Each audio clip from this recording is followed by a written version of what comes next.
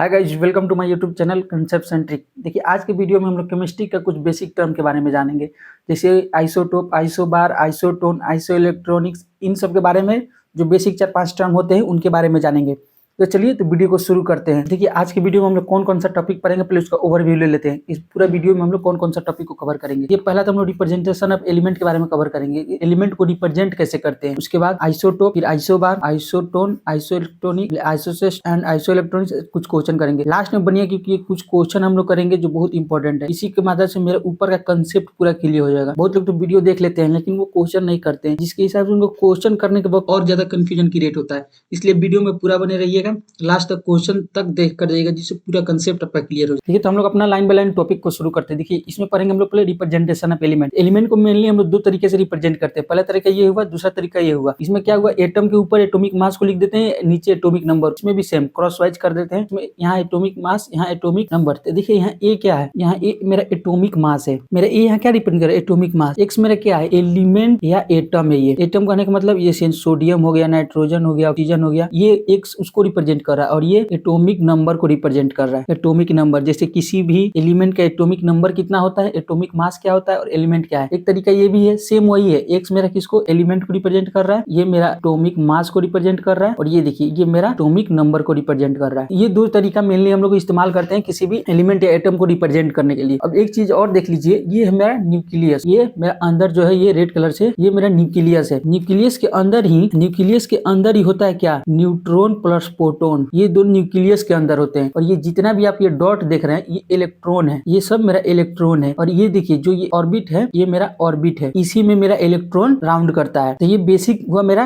किसी भी, इसके बारे में अभी डिटेल में आगे पढ़ेंगे, इसके बारे में, इस ऑर्बिट के बारे में। लेकिन अभी फिलहाल के लिए हम लोग मेनली रिप्रेजेंट कैसे करते हैं वो चीज का ध्यान देना है। तो चलिए आगे बढ़ते हैं। अब देखिए यहाँ पे एक्स किसको रिप्रेजेंट कर रहा है, एक्स एलिमेंट और एटम को रिप्रेजेंट कर रहा है। यहाँ एक्स मेरा किसको कर रहा है, एलिमेंट और एटम को। जेड क्या कर रहा है, यहाँ जेड किसको रिप्रेजेंट कर रहा है, देखिए जेड मेरा एटॉमिक नंबर। यहाँ बताएं आपको एटॉमिक नंबर, ये नंबर ऑफ प्रोटॉन भी कहलाता है जेड। ये मेरा एटॉमिक नंबर हो गया। अब देखिए ए क्या है, ए मेरा एटॉमिक मास नंबर। जैसे एटॉमिक मास का या मास नंबर का है, दोनों बात सेम ही है। एटॉमिक मास निकालते कैसे, देखिए यहाँ नंबर ऑफ प्रोटॉन और नंबर ऑफ न्यूट्रॉन को ऐड कीजिएगा तो आता है मेरा एटॉमिक मास। ये देखिए एटॉमिक मास, ये क्या होता है, number of proton plus number of neutron को जोड़िएगा तो मेरा क्या आ जाएगा, एटॉमिक मास आता है। किसी भी एटम को आप देख लीजिएगा, किसी भी एटम को हम लोग मेनली इसी तरह रिप्रेजेंट करते हैं। अब जैसे देख लीजिए ऑक्सीजन का हम लोग निकालते हैं, प्रोटॉन कितना होता है 8, न्यूट्रॉन कितना होता है 8, ऑक्सीजन का एटॉमिक मास कितना आ गया। तो ऐसे ही हम लोग किसी भी एलिमेंट को रिप्रेजेंट करते हैं, उसका एटॉमिक मास एटॉमिक नंबर से निकाल लेते हैं। ठीक है, चलिए हम लोग अब आगे बढ़ते हैं। देखिए तो अब आते हैं हम लोग अपना नेक्स्ट टॉपिक, आइसोटॉप। देखिएगा आइसोटॉप कहने का मतलब क्या हुआ, आइसो मतलब क्या होता है, पहले ये देखेंगे। आइसो मतलब हम लोग मेनली सेम कहते हैं, आइसो को हम लोग सेम कहते हैं, माने आइसोटॉप माने कुछ इसमें सेम है। जैसे देखिए आइसोटॉप, इसको याद करने के एक और तरीके देखिएगा, आइसोटॉप होता क्या है, सेम एटॉमिक नंबर होना चाहिए बट डिफरेंट एटॉमिक मास। इसका कहने का मतलब क्या है, जैसे देखिए कोई भी एलिमेंट हो, एटम हो, उसका नीचे का देखिए, नीचे एटॉमिक नंबर सेम होना चाहिए लेकिन एटॉमिक मास डिफर कर रहा है। जैसे इसी एग्जांपल को देख लीजिए, देखिए यहाँ पे सबका एटॉमिक नंबर सेम है और यहाँ पे एटॉमिक मास डिफर कर रहा है, एटॉमिक मास डिफर कर रहा है। तो ऐसे एलिमेंट को हम लोग क्या कहते हैं, आइसोटॉप कहते हैं। जैसे देखिए हाइड्रोजन का बहुत सारा फॉर्म होता है, ये देखिए हाइड्रोजन का बहुत सारा ये फॉर्म है। इस सारे फॉर्म में देखिए किसी का एटॉमिक मास 1 होता है, किसी का 2 होता है, किसी का 3 होता है,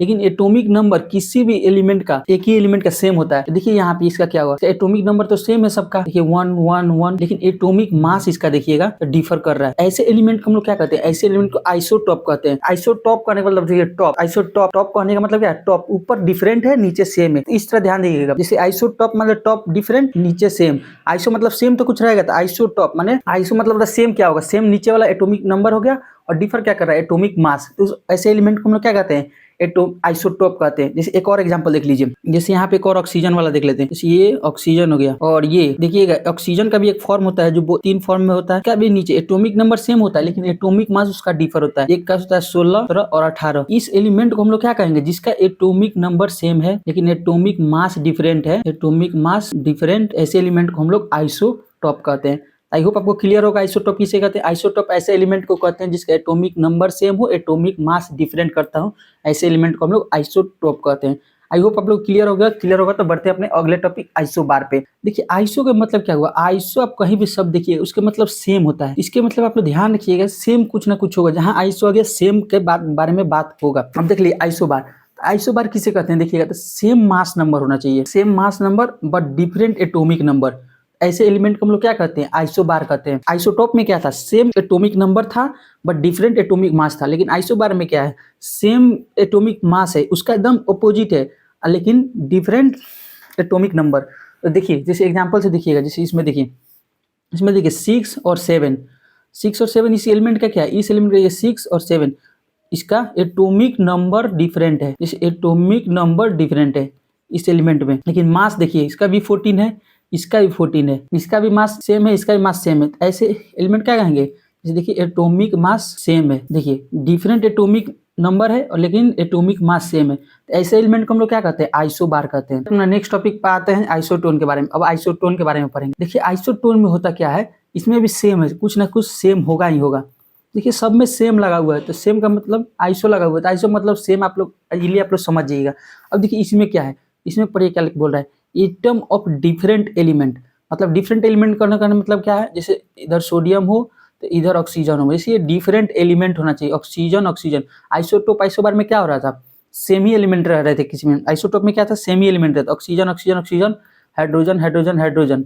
आइसोटोप में सेमी एलिमेंट रह रहे थे, लेकिन इसमें देखिए एटम्स ऑफ डिफरेंट एलिमेंट। लेकिन देखिएगा आइसोबार में भी डिफरेंट एलिमेंट हो रहा था, ये ध्यान दीजिएगा। आइसोटोप में सेम एलिमेंट था, आइसोबार हो गया, आइसोटोन हो गया, दोनों में डिफरेंट एलिमेंट होना चाहिए, सेम नहीं होना चाहिए। डिफरेंट एलिमेंट में एटॉमिक मास सेम हो लेकिन नंबर डिफर करता हो, तो ऐसे को हम लोग आइसोबार कहते हैं। अब देखिए आइसोटोन किसे कहते हैं, isotone different element, atoms of different element have same number of neutron. देखिए क्या बोल रहा है, सेम नंबर ऑफ न्यूट्रॉन हो तो उसको हम लोग आइसोटोन कहेंगे। तो इसमें देखिए हम लोग जो एग्जांपल दिए उसमें देखिए सेम नंबर ऑफ न्यूट्रॉन है। अब देखिए इसमें तो न्यूट्रॉन कैसे पता करेंगे कि इसमें न्यूट्रॉन क्या है, ये तो ऊपर वाला तो एटॉमिक मास है, ऊपर वाला एटॉमिक मास है, नीचे वाला एटॉमिक नंबर है। अब न्यूट्रॉन हम लोग निकाले कैसे, ये है एटॉमिक मास, ये है मेरा एटॉमिक नंबर। देखिए न्यूट्रॉन कैसे निकलता है उस चीज को हम लोग देखेंगे। पहले नंबर ऑफ न्यूट्रॉन क्या होता है, नंबर ऑफ न्यूट्रॉन कैसे निकलेगा, एटॉमिक मास, एटॉमिक मास में से अगर आप एटॉमिक नंबर को घटाएंगे, एटॉमिक मास में से एटॉमिक नंबर का सब्ट्रैक्ट करेंगे तो हमको मिल जाएगा नंबर ऑफ न्यूट्रॉन। ये चीज को देखिए कैसे, जैसे एटॉमिक मास, तो ये इस चीज का देखिए कार्बन का, जैसे हम लोग कार्बन का निकाल रहे हैं तो कार्बन का number of neutron of carbon. देखिए तो इसमें क्या हो गया, नंबर ऑफ एटॉमिक मास क्या है कार्बन का, देखिए यहाँ पे ये है 14 और एटॉमिक नंबर क्या है कार्बन का 6। ये मेरा कितना आ गया, इसको सब्ट्रैक्ट कीजिएगा तो 8 आ रहा है। तो 8 क्या है, नंबर ऑफ न्यूट्रॉन है, number of neutron of carbon. अब यही चीज देख लीजिए यहाँ पे, नंबर ऑफ न्यूट्रॉन सेम चीज, number of neutron of oxygen. अब ऑक्सीजन का देखिए, तो ऑक्सीजन का एटॉमिक मास क्या है 16, ऑक्सीजन का है 16 और मेरा एटॉमिक नंबर कितना ऑक्सीजन का 8। ये चीज देखिए 8 आ रहा है। तो देखिए दोनों में नंबर ऑफ न्यूट्रॉन सेम है। ऐसे एलिमेंट ऑफ डिफरेंट एलिमेंट, ऐसे डिफरेंट एलिमेंट जिसका एटॉमिक नंबर नहीं, जिसका neutron number of neutron same हो, उसको हम लोग क्या कहते हैं, आइसोटोन कहते हैं। आई होप आपको समझ में आ गया होगा जैसे कहने का मतलब। लेकिन डिफरेंट एलिमेंट होना चाहिए, जैसे कार्बन ऑक्सीजन डिफरेंट है, ऑक्सीजन ऑक्सीजन को नहीं देखेंगे तो ऑलरेडी सेम होता ही है। लेकिन एलिमेंट ऑफ डिफरेंट एलिमेंट का न्यूट्रॉन अगर सेम है तो हम लोग कहेंगे आइसोटोन। आई होप ये भी आपको क्लियर हो गया होगा। और नंबर ऑफ न्यूट्रॉन कैसे निकालते हैं ये भी आपको पता लग गया होगा इसके मदद से। नंबर ऑफ न्यूट्रॉन का एटॉमिक मास में से एटॉमिक नंबर घटाइएगा तो आपको नंबर ऑफ न्यूट्रॉन मिल जाएगा। आई होप ये भी क्लियर हो गया। आते हैं अपने अगले टॉपिक पे। देखिए अब अपना नेक्स्ट टॉपिक है आइसोसेस्टर। ये क्या होता है आइसोसेस्टर, देखिए इसको हम लोग अब देखेंगे। इसमें क्या बोल रहा है, सेम नंबर ऑफ एटम होना चाहिए। सेम नंबर ऑफ एटम मतलब अगर किसी एलिमेंट में देखिए, इसी में देख लीजिए, इसमें तीन एटम है, एक कार्बन है और 2 ऑक्सीजन है, और इसमें देखिए 2 नाइट्रोजन है और 1 ऑक्सीजन है, मतलब दोनों का नंबर ऑफ एटम सेम होना चाहिए। इसमें भी 3 है, इसमें भी 3 होना चाहिए। ये चीज का ध्यान रखिएगा। अगर दोनों कंपाउंड एलिमेंट में दोनों में देखिएगा अगर नंबर ऑफ एटम सेम है, ये कहने का मतलब यही है, same number of atom. Same number of atom कहने का मतलब क्या हुआ, इसमें भी 3 है, इसमें भी 3 है। अब देखिए same number of valence electron होना चाहिए, same number of valence electron. अब देखिए वैलेंस इलेक्ट्रॉन क्या होता है वो चीज का आप लोग ध्यान दीजिएगा। देखिए पहले क्या था, same number of atom, same number of valence electron. तो वैलेंस इलेक्ट्रॉन क्या होता है, जो देखिएगा वैलेंस इलेक्ट्रॉन इसे कहते हैं जो सबसे लास्ट के ऑर्बिट में जितना इलेक्ट्रॉन होता है उसी को वैलेंस इलेक्ट्रॉन कहा जाता है। जैसे देखिए कार्बन का हम लोग देख लिए, कार्बन का जैसे ऑर्बिट बनाए थे हम लोग, क्या होगा, कार्बन का एटॉमिक नंबर क्या होता है 6 होता है, कार्बन का 6 होता है। अब देखिए इसमें आ गया 2, ये +4 और देखिए बचा कितना 4, 1 2 3 और 4। तो देखिएगा ये लास्ट ऑर्बिट में last orbit of carbon, carbon इसमें कितना इलेक्ट्रॉन बच रहे हैं, मेरा 4 बच रहे हैं, यही मेरा हुआ वैलेंस इलेक्ट्रॉन।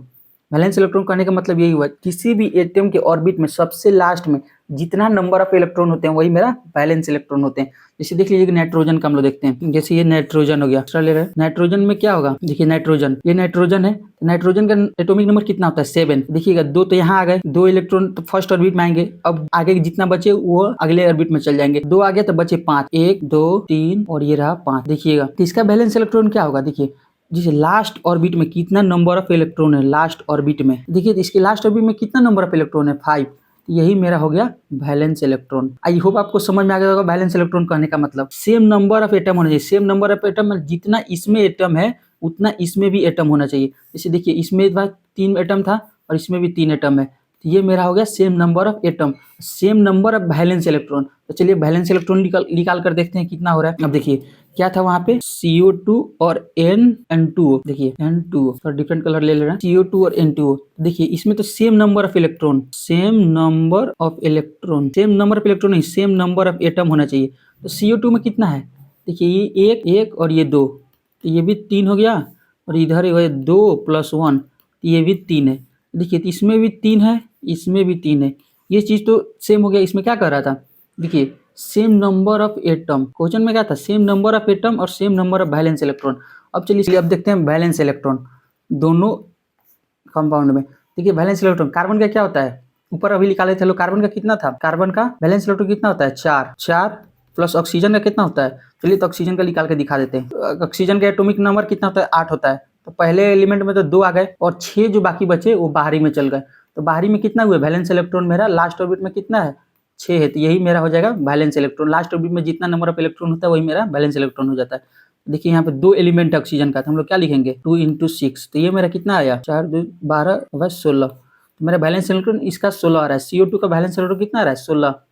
अब देखिए इसका, देखिए जैसे नाइट्रोजन का भी ऊपर निकाले थे लोग 5 था, तो देखिए यहाँ पे ये निकाले हैं लोग 5, तो यहाँ पर नाइट्रोजन का कितना है 2 एलिमेंट है, तो 5 × 2 प्लस ऑक्सीजन का एक ही एलिमेंट है, देखिए ऑक्सीजन का, तो यहाँ पर 6 लिखेंगे, 2 × 6 नहीं लिखेंगे, तो 10 + 6 ये मेरा आ गया 16। देखिए दोनों में 3 हो गया, एटॉमिक नंबर भी सेम है और वैलेंस इलेक्ट्रॉन भी सेम है। तो ऐसे एलिमेंट को हम लोग क्या कहते हैं आइसोसेस्टर्स कहते हैं। ये चीज का ध्यान रखिएगा, सेम नंबर ऑफ एटम होना चाहिए और same number of valence electron होना चाहिए, तो ऐसे एलिमेंट को हम लोग कहेंगे आइसोसेस्टर्स। आई होप आपको क्लियर हो गया हो, क्लियर हो गया तो बढ़ते अपने अगले टॉपिक पे। चलिए थैंक्स।